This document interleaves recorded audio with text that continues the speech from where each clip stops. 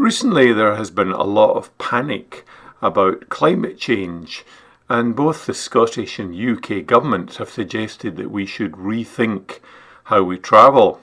Instead of just jumping in a car to go anywhere, we should consider whether it is possible to get there on foot or on a bicycle. And if that is not possible, then we should consider going by bus or train. In this video, I would like to focus on cycling, and in particular how practical it is as a means of everyday transport. I'm going to be giving some useful tips about cycling. I will also be talking about the advantages of this means of transport and the disadvantages, and what I think of e-bikes and e-scooters and whether they're really a good idea. Now, I've been a cyclist most of my life. I learned to cycle maybe about 1964, and I passed my cycling proficiency test at Battery Park in Greenock on 18th August 1966. And believe it or not, I still have my cycling proficiency certificate, which you can see here.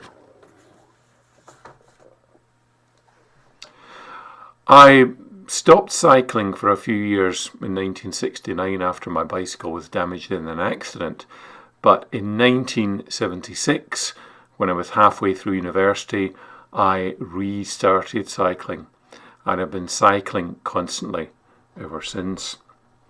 I can honestly say that some of the happiest moments in my whole life have been spent on a bicycle.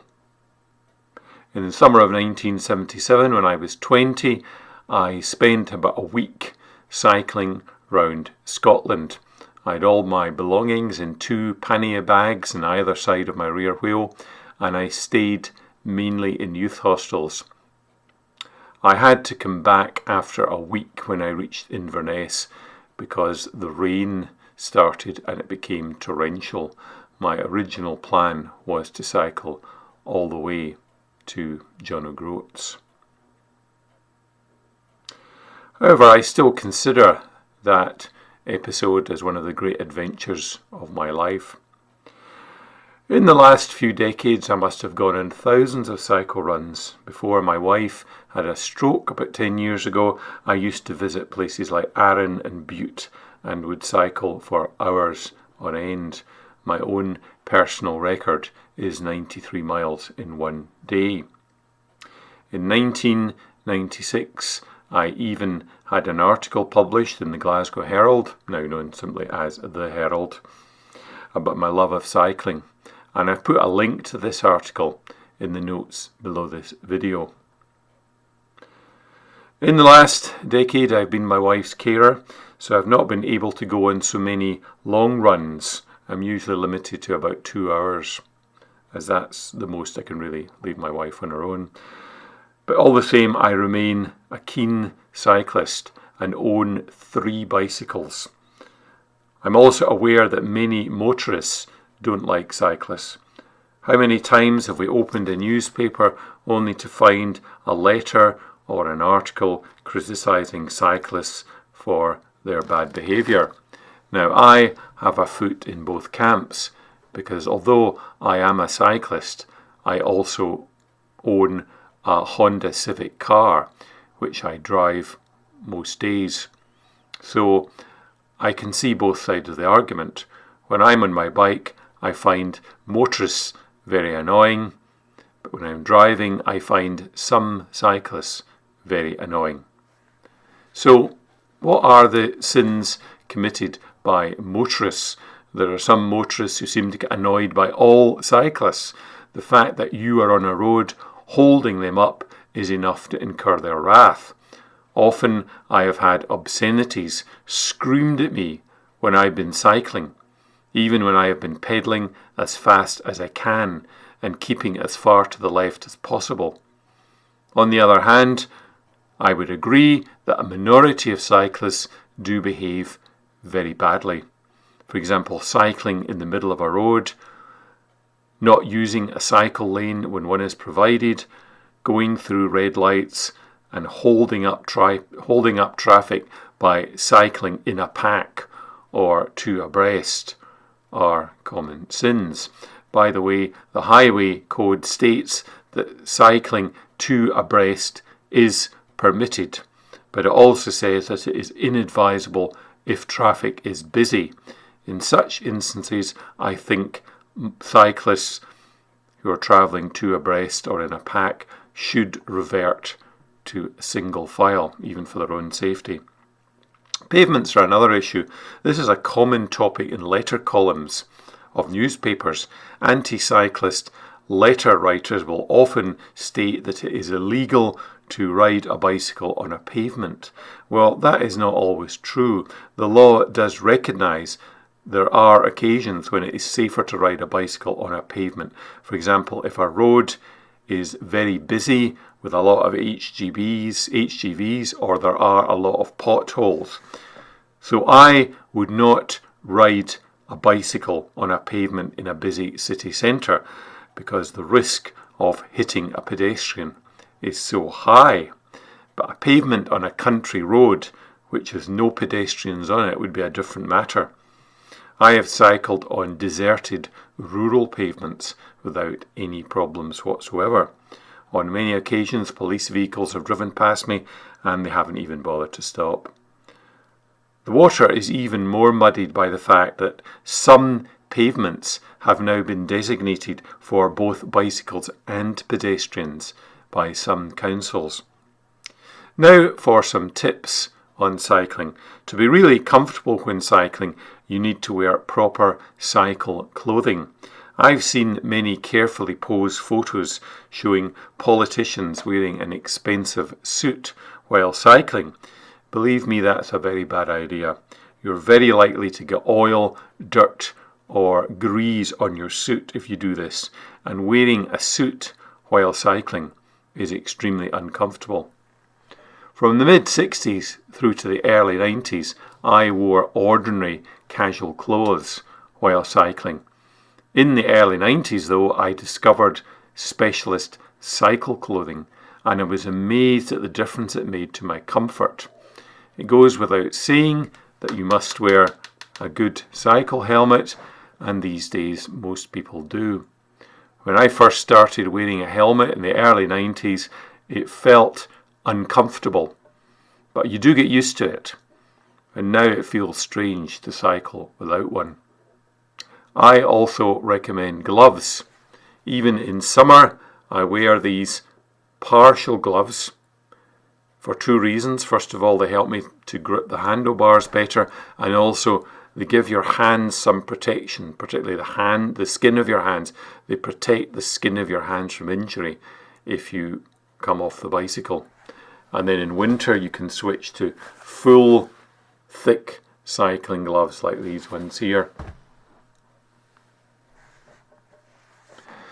I also take a non-sedative antihistamine tablet known as cetirizine hydrochloride before I go cycling. You can buy them very cheaply from Tesco. They're sold as anti-allergy tablets. It's a non-sedative antihistamine. In other words, it doesn't make you drowsy. And I find if you take one, you're simply not bothered by insect bites because your body simply doesn't react to insect bites. Another important point is saddles. One of my personal observations is that cyclists, or most cyclists, have their saddles set far too low. If the saddle height is set correctly, then your leg should only be slightly bent at the bottom of the stroke. Also, if your saddle height is set correctly, then when you're sitting on the saddle, you should only be able to put both feet on the ground by standing on tiptoe. It should not be possible to put both feet flat on the ground while you're sitting on the saddle. If you can do that, your saddle is too low. Now, back in 1976, I came across a very scientific method of determining the correct saddle height. Now what you do is you measure your inside leg measurement, and then you multiply that result by 1.09. I always found that easy to remember because I'm interested in aircraft and I always think of the Messerschmitt 109. So it's 1.09. So you multiply your inside leg measurement by 1.09. Let's call this X.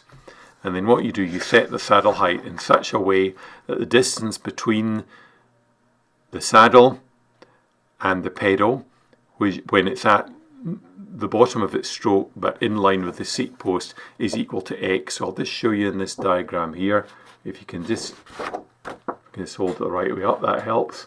So inside leg times 1.09 is X, and then you just set the saddle height, so the distance between the saddle and the pedal at the bottom of its stroke when the pedal crank is in line with the seat post should be X.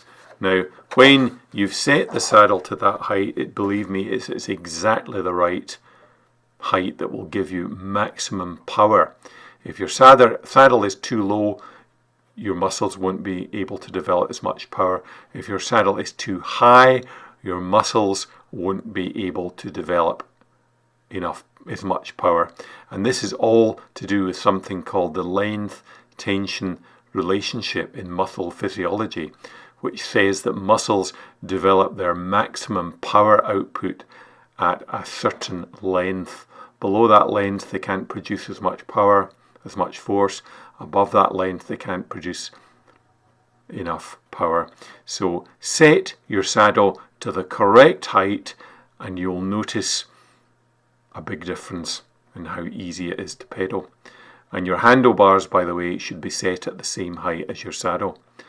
You often see people pedaling up hills with their bum wobbling about in the air, and that right away tells you that their saddles are too low, because where their bum is wobbling in the air is actually where the saddle should really be.